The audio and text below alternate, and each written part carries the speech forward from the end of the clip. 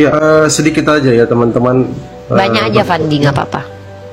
Baik, Assalamualaikum warahmatullahi wabarakatuh. Waalaikumsalam warahmatullahi wabarakatuh. Jadi memang ya teman-teman, dari beberapa kawan-kawan yang pernah mualaf di komal saya dan di komal-komal lain itu ya, ini first time. Inilah orang yang satu-satunya buat air mata saya jatuh ini, si Yoga ini. Karena memang kami kan mengikuti beberapa kali dari pagi, dari siang ya. Kita ngomal itu dari siang. Pertama dengan Ustadz Hanafi, dari siang kita sempat diskusi. Kebetulan tema yang saya angkat itu adalah tema yang sering diangkat Bang Jibril waktu itu. Pertanyaan saya kepada mereka waktu itu, si Injil Kristus sama Yoga. Oh iya, ceritakan dulu dia sama temannya naik ke atas Fandi. Ceritakan dulu. Pertama naik mereka, pertama Injil Kristus, setelah itu Yoga naik. Nah, yang bikin mereka terdiam itu ketika aku tanya, ketika aku tanya sama mereka, Tuhan kalian itu menciptakan kejahatan nggak? Pertama Injil Kristus. Bang Jibril. Ya, ini tema yang sering diangkat Bang Jibril. Dijawab sama Injil Kristus bahwa Tuhan kami itu tidak pernah melakukan kejahatan. Nah itu yang pertama. Yoga juga jawab begitu. Tapi setelah saya sampaikan satu dalil di dalam Yesaya 45 nomor 7, nah dibacalah sama Injil Kristus sama Yoga. Sempat terdiam mereka beberapa detik.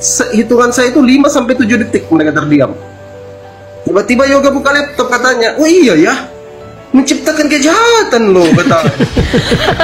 Tiba-tiba setelah Yoga bilang gitu, turun temannya si Injil Kristus itu. Nah setelah turun, dibilanglah, turun pula si babi. Ada Bang Zuma di bawah. Ada Bang Zuma dengan akun sahabat Bang Zuma. Naikkan aja ke atas, Insya Allah. Kata Yoga waktu itu, kan turun temannya Injil Kristus itu. Setelah turun, Yoga bilang, turun juga si babi ini, katanya. Si babi turun. Setelah dia turun, kawannya dia juga ikut turun. Tapi setelah turun begitu, dia masih sempat ada juga kesempatan untuk naik. Dia naik kembali. Bincang-bincang lah itu di situ sama Ustadz Hanafi. Itu kan dari siang sampai malam saya tidak tutup komal loh di situ. Iya. Sampai malam ketemu Bang Jibril. Uni istirahat, Bang Jibril naik kan, gantian. Aku tidur, kan? Dia mualaf. Bang Jibril naik. Nah malam itu ada sekitar 2-3 jam kalau tidak salah itu ditatar sama Bang Jibril. Tiba-tiba 3 jam lebih. 3 jam lebih. Ya, setelah itu 2 jam lebih, hampir 3 jam. Di situ yang buat air mata kita itu jatuh di situ. Kalau Bang Jibril kan masih menyampaikan materi, jadi dia tidak menikmati yang itu kan.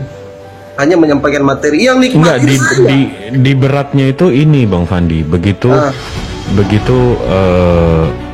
ngomongin soal orang tua. Nah itu dia sama ibunya kan. Dia berat di orang tua. Habis itu saya bilang, ya kalau saya masih iri sama dia.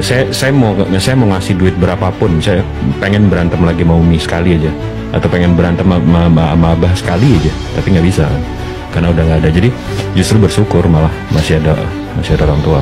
Jadi di situ sih yang kayak aduh. Ya Allah. Subhanallah. Jadi yang bikin itu unik ya, bukan hanya saya yang di komal itu, kan kami bertiga, Bang Jibril, saya itu gitu. Kalau ada yang lagi hatu, saya tidak naikkan yang lain. Saya biarkan supaya tidak tercampur baur narasi.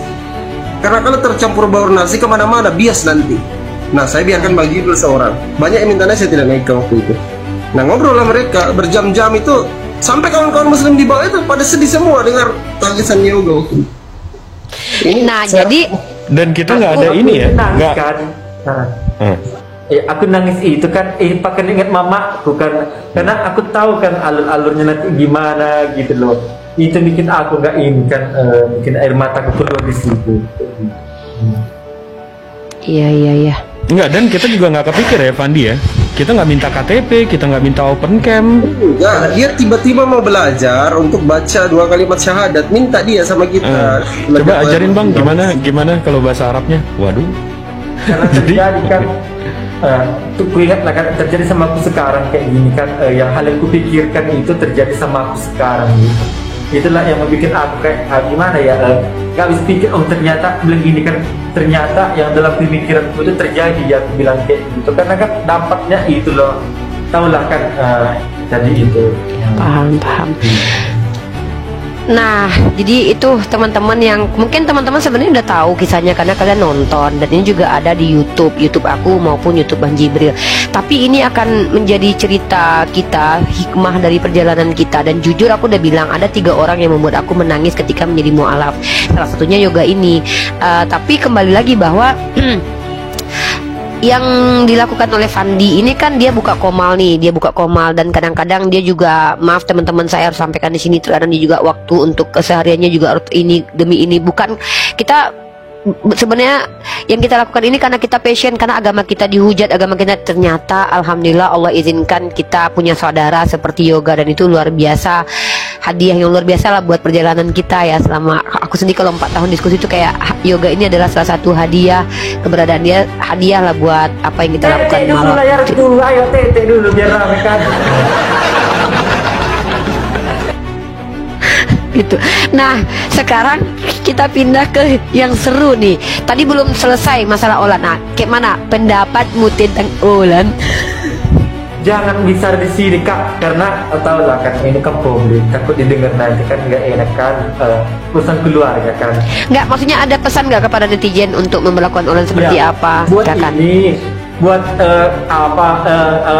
abang-abang, kakak-kakak, ibu-ibu, tante-tante, adik-adik di sini kan, ya aku bilang lah dulu kan, kalau ada kakak yang berbuat tidak ngomong yang kurang enak didengar, ya saya sebagai adiknya saya meminta maaf sebesar-besarnya.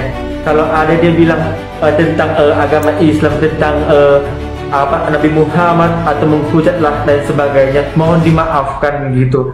Tolonglah kan, kalau ada dia buka jangan kasih komal, panggung kan. iya, kalau ada dia buka komal, jangan naik ke komal dia. Terus jangan dikasih panggung dia untuk umat muslim lah gitu kan, takutnya nanti terjadi hal yang tidak diinginkan. Kayak gitu aku minta sama abang-abang, kakak-kakak, adik-adik, tante-tante di sini kayak gitu. Nah, terus ke depan nih yoga, ke depan. Enggak, tapi sebelum itu nih, ya. dari awal saya nggak pernah pengen nyadatin orang dari awal, dari yoga FYI saya 11 bulan setahun ikut-ikutan apologet ini.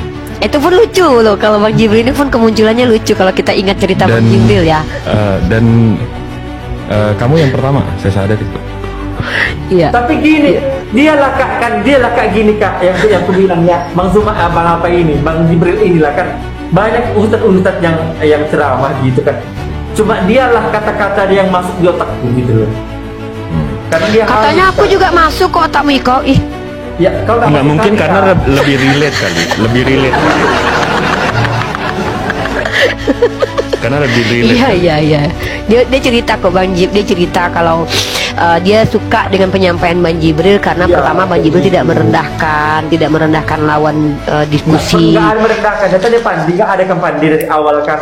Nggak ada. Yang kedua full ilmu, full literasi, begitu kata dia. Yang merendahkan itu ustadznya semalam itu, jangan lebih bilang. Gak usah. Iya udah jangan. Gak usah. Kau gak usah bilang. Itu namanya gibah. Gak boleh kita kayak gitu ya. Itu namanya membanding-bandingkan. Pintar.